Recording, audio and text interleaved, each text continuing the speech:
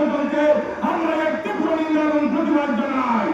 পশ্চিমবঙ্গের মুসলমান ভাই বোনেরা আপনারা একা নয়, বাংলাদেশের লক্ষ লক্ষ মুসলমানরা আপনাদের সাথে আছে। সেই সাথে আমরা মোদী এবং শুভেন্দুকে জানাতে চাই, ইসরায়েলের যে পরিণতি হয়েছে, তোমরা যদি মুসলমানদের উপর নির্যাতন বন্ধ না করো, ত্রিপুরা আমাদের একেবারে কাছে, পুরা সিলেটের মুসলমানরা যদি ত্রিপুরার দিকে লং মার্চ করে এগিয়ে যায়, তখন তোমরা পালানোর রাস্তা খুঁজে পাবে না।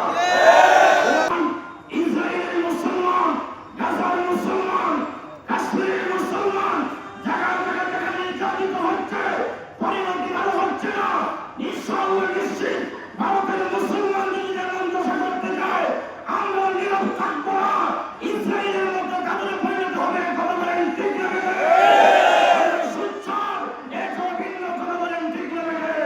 পশ্চিমবঙ্গে যে মুখ্যমন্ত্রী শুভেন্দুর নির্দেশে ভারতে আজকে মুসলমানদের উপর হামলা করা হচ্ছে, মুসলমান মা বোনদের উপর যেভাবে মানসিক নির্যাতন করা হচ্ছে, তার তীব্র নিন্দা এবং প্রতিবাদ জানাই।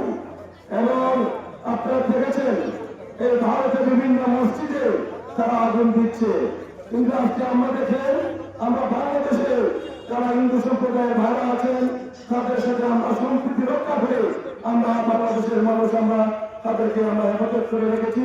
তাদের মসজিদ তাদের মন্দির আমরা পহরা দিয়েছি, তাদেরকে আক্রান্ত হতে আমরা দেই নাই।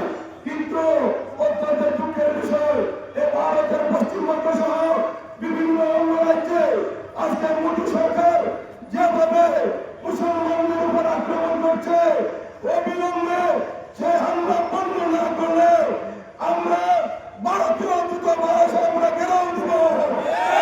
শুভেন্দ্রকে আমরা জানিয়ে দিতে চাই, আমরা বেশি আসি নাই এই হিন্দুস্তানে, এই ভূখণ্ডে। আমরা যখন বাংলাদেশ ছিল না, ইন্ডিয়া ছিল না, পাকিস্তান ছিল না, আমরা এমনিতেই বেশি আসি নাই। আমরা হচ্ছি শাহজালালের উত্তরসূরি। গৌরগোবিন্দ আজকে কোথায়? সেই আপনার বলরাম কোথায়? সেই ইন্ডিয়ার পৃথ্বীরাজ কোথায়? তোমরা তাদের কাছ থেকে শিক্ষা নাও। বাংলাদেশের আশ্রয় আত্মায়, ভারতের আত্মারাতে অস্ত্র আছে, আমাদের গ্রামগঞ্জে গ্রামে বুঝাই যাচ্ছে। এই মাসের ভারতে গিয়া ওই বাংলাদেশের মানুষ হাজির হবে মুসলমানদের শান্তি দেওয়ার জন্য।